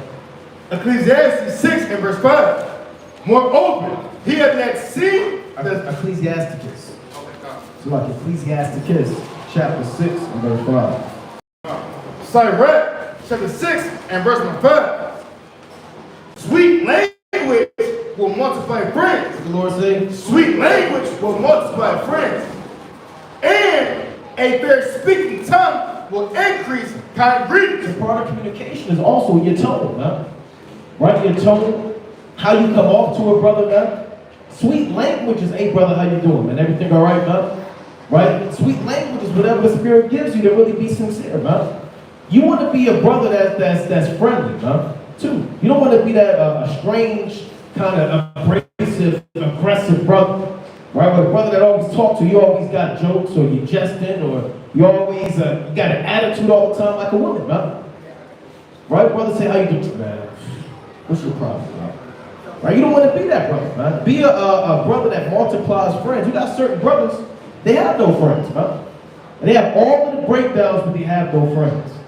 They got two contacts, man, with all of the revelations of God. Right? Go on. Be in peace with me.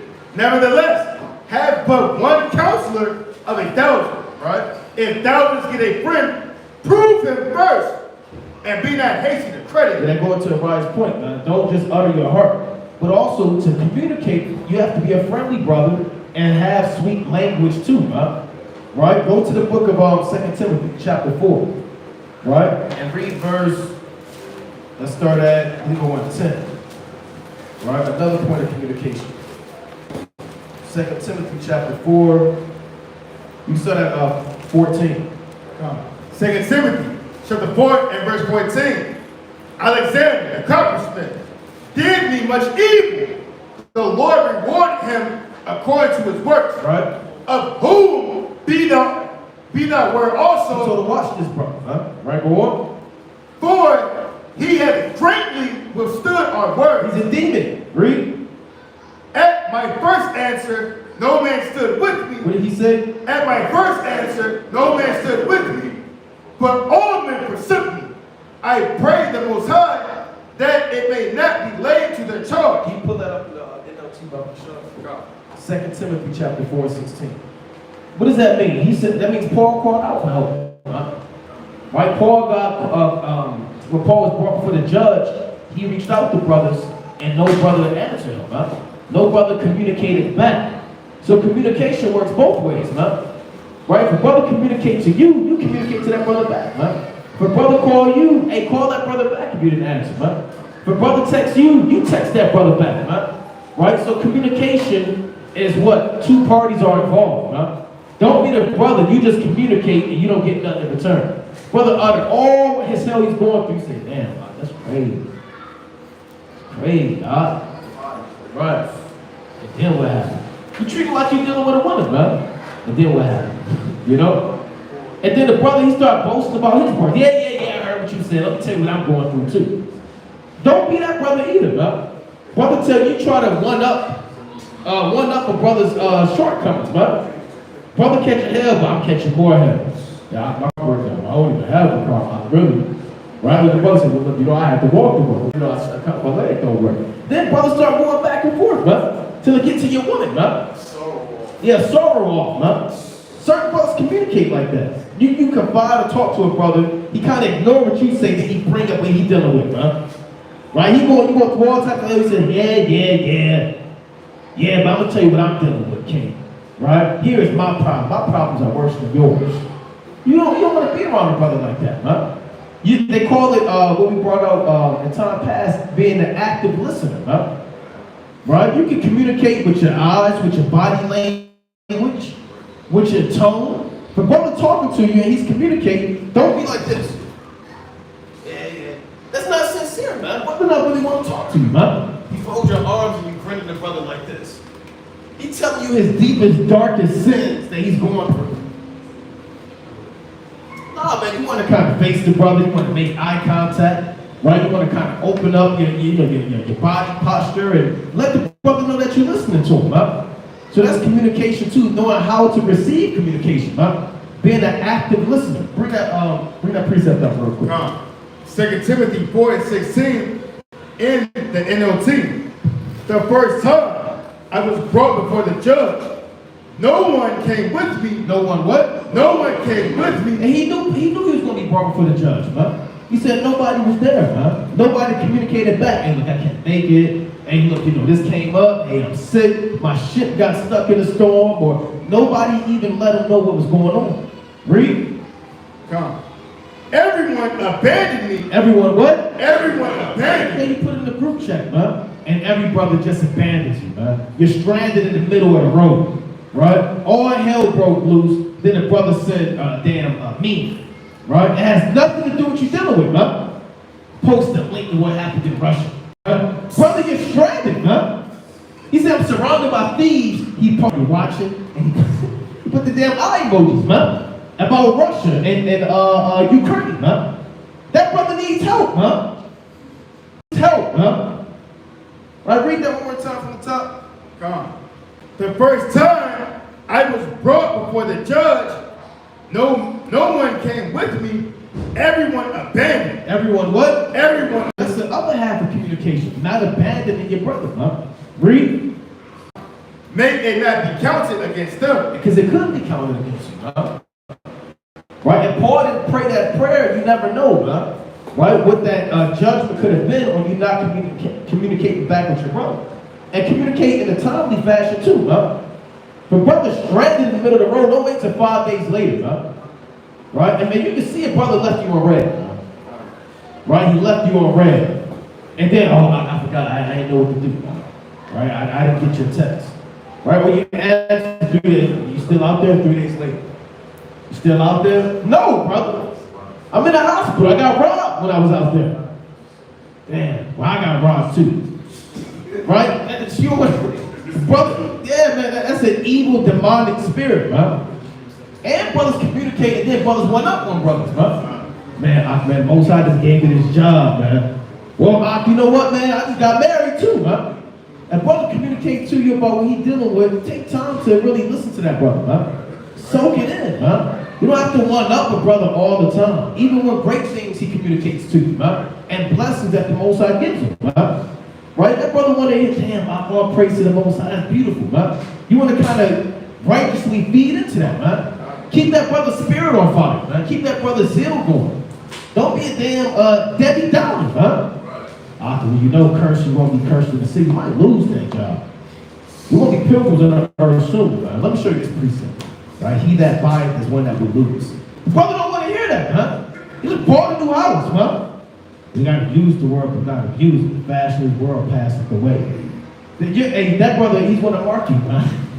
Right? So you got to learn how to communicate back to brothers. Being an active listener, body language, being sincere, taking your time to really hear what that brother's saying, and kind of just being a friend, huh? Being there for that brother. I just want to say in the ESV it says, at my first offense, no one came to stand by me, but all deserted me, man. Right, so when a brother, is going through affliction, man, right? Brothers, they count on one another, especially those that come to feast days, man, right? Those that come to camp, right? You would expect, right, brothers to stand with you, man, right? In your so-called lowest state, right? You're going through hell, affliction, locked up, tumults, right? Ramblings and rumblings, man. Hey, you would expect those, man, right? Those same men, right? That's drinking wine, right? Eating a place of food, man, right? Playing some so-called cards with you, man, right? And you expect those same men, right, to be able to stand there with you, right? When you going through the furnace, man, right? And that's the part, right? And desert those in need. I got one more real quick. Go to Sirach 21. Actually, go to 11 and 10. Right? Sociable communication. Right? So we'll get another precept. Sirach chapter 11 and 10. Sirach chapter 11 and verse number 10. My son, meddle not with many matters. Meddle what? Meddle not with many matters. Don't be the brother in everybody's business either, huh? Right? Don't be the brother you trying to get the tea from all of the brothers, huh? This brother got a matter with this brother going on, and somehow you became the judge of the whole matter. Right? Somehow you became a witness, man. And you know what's going on with these brothers, and then you told these brothers. Then you made a secret group chat with these brothers and left that brother out. And now this brother's involved, now the police knocking at his door, and All he did was step on his shoe, huh? And you meddle now, you call the police on this brother's house and you suing this brother, getting paperwork, and you got too deep into it, huh? Getting stuff notarized and all types of madness, huh? Read that again. My son, meddle not with many matters. Don't be a meddler, huh? Mind your business to a communication. Some brothers might be communicating, it has nothing to do with you, huh? Let them brothers handle that, huh? Two brothers on the side kind of talking, and he kind of give you the hint. Hey, I can kind of handle it. Well, what you handle? Right? I mean, we kind of talk. Well, what are we talking about?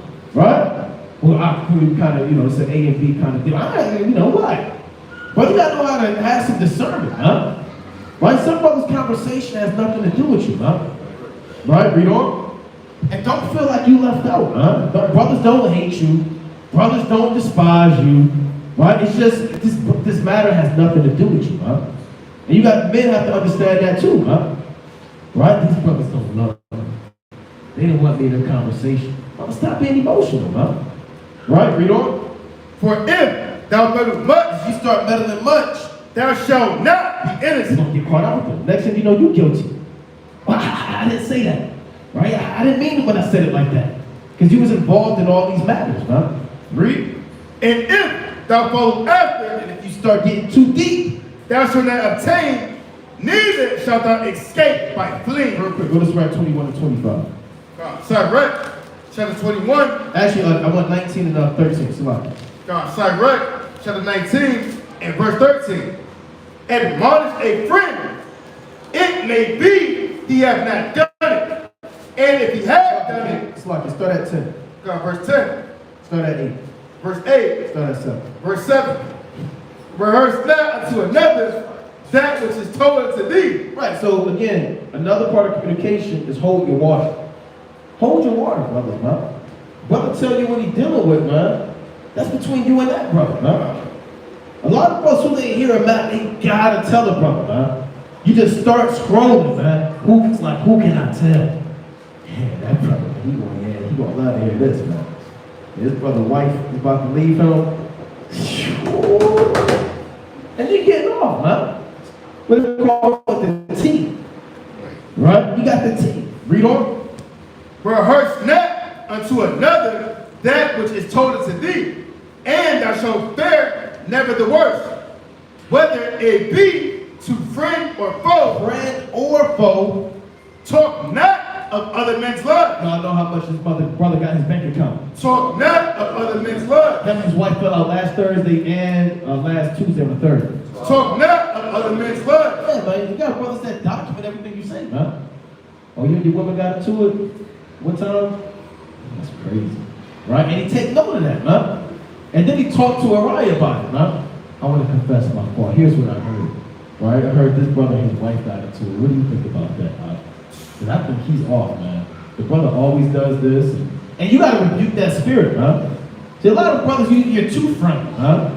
You don't want to say nothing about this brother rehearsing matters to you, man. Hey, that has nothing to do with it, man. Hey, that's that brother's business, man. Let that brother handle that, man. This scripture says, talk not of other men's lives. Read on. And if thou canst without offense, reveal them not. For he heard and observed. He's going to find out, man. It's going to come to the top that you spilled his secrets out, man. Read. And when time cometh, he will hate thee. Now you got you an enemy without cause, man. Now these brothers hate you, man. And if you get known as that brother, every brother knows about that. They mark you, man. And then your name, and you really can't come back. It's hard to recover from that. From being the brother that tell everybody secrets, man. Right? You can know all of the breakdowns, man. And be the deepest brother. But if you're the brother that tell the secrets, it's hard. It's going to be a hard road for you, man. Read on. It's like, it reads, for he heard and observed thee, and when time cometh, he will hate thee. If thou hast heard a word, If you heard a word, let it die with thee. was honorable, Let it die with thee. And be bold, it will not burst thee. a lot of brothers just, I gotta tell you, just spill the beans, huh? Just like a balloon puffing up and puffing up, you gotta tell the brother. Be bold, it will not burst thee. So also communication is knowing what not to communicate to somebody else, man. Know how to hold your water, hold your secrets, man. right? Know how to, a brother tell you this, you can confide with that brother, and these brothers, you want to be a trustworthy brother, where brothers can come to you and they know that their matters are going to be kept between you and that brother. And there are certain brothers that you're not going to tell the brother, right? I know that. And you may not say it, but you know I ain't going to talk to that brother. That brother runs his damn mouth, right? But then certain brothers, you communicate too much to your woman, right? Right? You're not supposed to be, well, that's another, we'll go into that for a whole other day, but the Lord said, keep the doors of thy mouth from her that lieth in thy bosom, right? Tell your woman, you know, when I was 8 years old, clowns scared me. Whenever I come around clowns, they just make me so sad. You still think I'm a man? Do you? Right? What you gonna say? Yeah, nigga. Yeah, you a man. And then if you can't see her face, she hugs you. Simple, man, clown ass. Then she gonna bring it up to you, man. You get into it, man. Clown ass. Then she gonna start bringing up all these damn names on you, man. Right? Don't make me get the damn clown, man. Clown ass. So you gotta be mindful even what you saying to your woman, man. Right? So you say certain things to your woman and certain things. Now, brother can be mad, but that's not what it is. I got Eve getting mad. I don't like that. But you gotta deal with it, man. Right? Real men, you don't tell your woman everything, man. That's between you and your Yahweh Shai, man. Right, brother? Come. Quick 2 precepts. Come, you got it. Come, can we do 19 and 6? Bible Shah, it's all right. It's all right. 19 and verse number 6. He that can rule his tongue shall live without strife, and he that hateth babbling shall have less evil. So the tongue is a fire, like it says in James, man. The tongue is a fire. It's good. It has its benefits, but also has its negative attributes, man.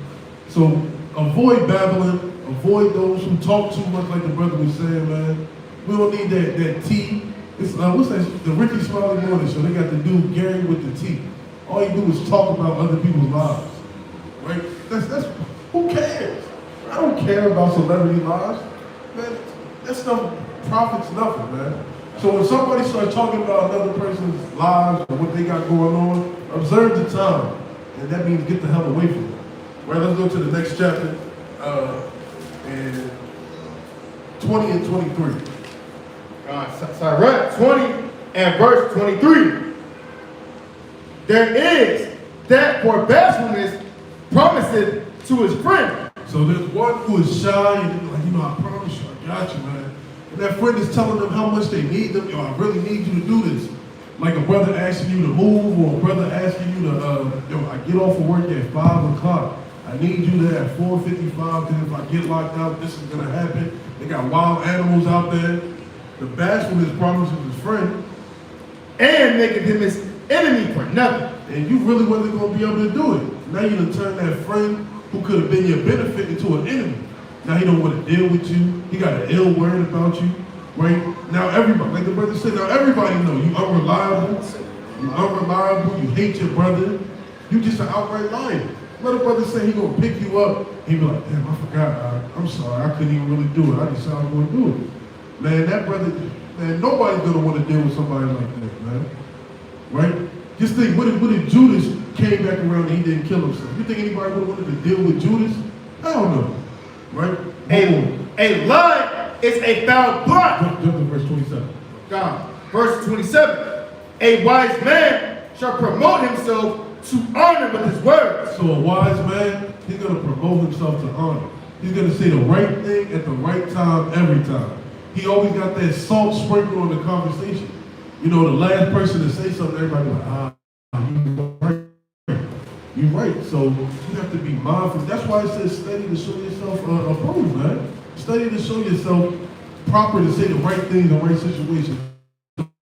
At the right time to save a conversation from turning into strife and anger. And he that hath understanding will please great men. So that's the purpose of having these scriptures. The purpose of having a tongue to use to be able to please men of understanding, to be able to calm down situations, to be able to commute when you need help, to be able to save that person's life when they need that saving, right? So this communication lesson was very key, and it was extremely profitable through the Spirit. That's right. Let's go to the book of Sirach, chapter 13, and verse number 10. Sirach, chapter 13, and verse 10. And press thou not upon him, lest thou be put back. Right, you don't want to press too much on a brother, right? You're asking him too much, you're all in his business, you're showing up at his house. On it's Thursday, you don't even know what time to get home from work. Peeking through the windows, you blowing him up 7 times. You pressing too much on that brother, man. And the brother said, man, my week was alright, man. It wasn't too bad. He really not dealing with it too deep, but not too bad, not on fire. What's going on? Now you start pressing him out. Read. Press thou not upon him. It's a lot getting too. When you press too much, your brother not going to deal with you, man. Right? You always rebuking him. You always getting on him. You always got something to say. Always looking down on him. You always got your finger in his face. Right? Read. Press thou not upon him, lest thou be put back. Stand not far off, lest thou be forgotten. Right? If you stand too far off and you only talk to the brother on the new moon, or you only talk to the brother right during the school openings or whatever the case may be, you get that brother that barely comes around, nobody's going to want to talk to him.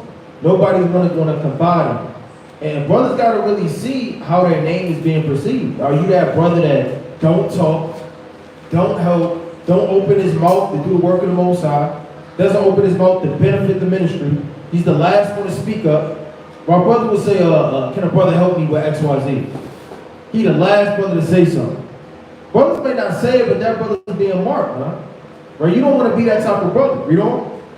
Affect not to be made equal unto him in talk, and believe not his many words. For with much communication, with an evil man, will he tempt thee, and smiling upon thee. Right, that brother that's always smile. A brother that always want to joke with you, right?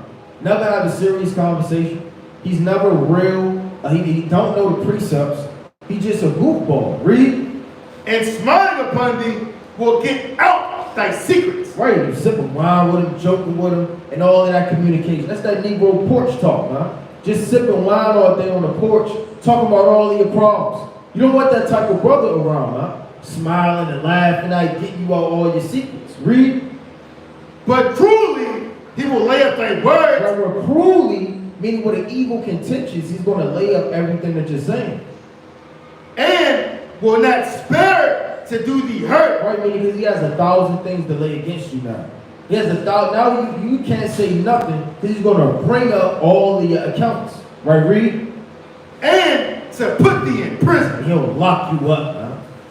That's evil, man. Now the things you confide into him, the things you did in the world before you came to the truth, and I did some things like that, kind of robbed the cookie mark, whatever case may be, when I was saying. Now he's bringing up these things, these old charges, things you confided him with.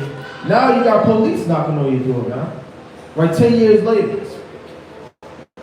To get you locked up, and overthrow you with accounts and charges.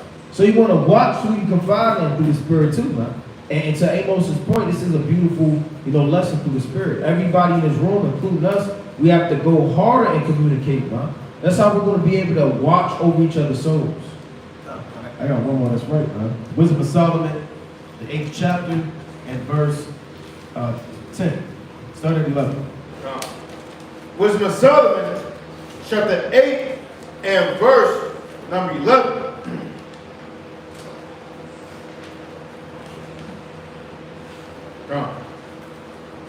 And it reads, I shall bound of a quick conceit in judgment, and shall be admired in the sight of great men. Right? Communication and judgment gives you honor. When it's to go on.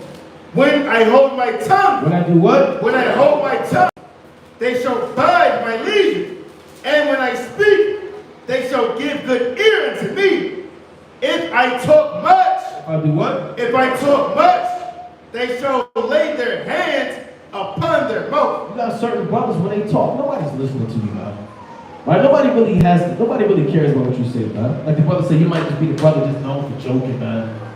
Right? You the brother who never has, anything wise to say. Right? Brothers kind of talk and they just talk all over you and kind of just shoot you out the way and you end up in the back of the room, huh? You don't want to be that brother, man, that just known for running his mouth all the time, huh?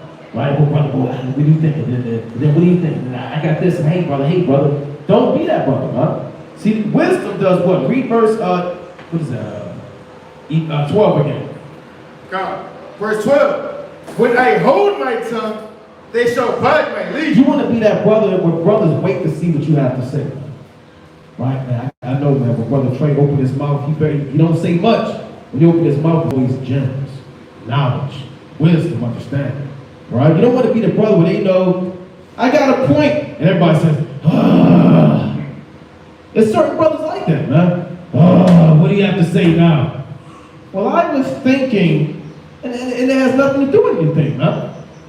Right, go on. And when I speak, they shall give their ear unto me. You want to be that brother when you speak, brothers respect what you have to say too, man. So that goes into knowing when to say it, saying things at the right time, be a brother that gives wisdom. Don't be full of folly and full of liquor, man, and wine and madness. Read. If I talk much, If every time we in the Quabitas, you say, well, like the brother said, the words of Kanye West. The brother said that one time, huh? And the famous words of Kanye West. He said, then he started quoting the lyrics, huh? Right? So that has nothing to do with anything, huh? So next time the brother, brother always got a point, man, and it has no wisdom behind it. Right? So you don't want to be the brother that's known for uttering folly too. Finish that, King? if I talk much, they shall lay their hands upon their Oh mouth. my God. What does this brother want to be quiet? Oh, we got to hear what this brother got to say again? He's hard, man. Here, just say what you got to say, come on, man. Right? They kind of rushing you through it, they cut you off, but nobody respects you, huh? So don't be the brother that he's full of folly and madness, and your words aren't even taken serious, man. Your word isn't even taken serious. What you say you're going to do isn't even taken serious, man. Don't be that brother when your words have no weight. The Most High said his word is above his name, huh? That's how heavy the words of the Most High is. He said whatever he say, he going to do it, huh? It's not going to return to him void. He made promises. He's not mad that he should repent, huh? Or love. One thing about Yahweh is he's a man of his word, huh? And everybody respects what the Most High says, huh? Right? So that's the spirit that we want to have too. And with that, Shalom.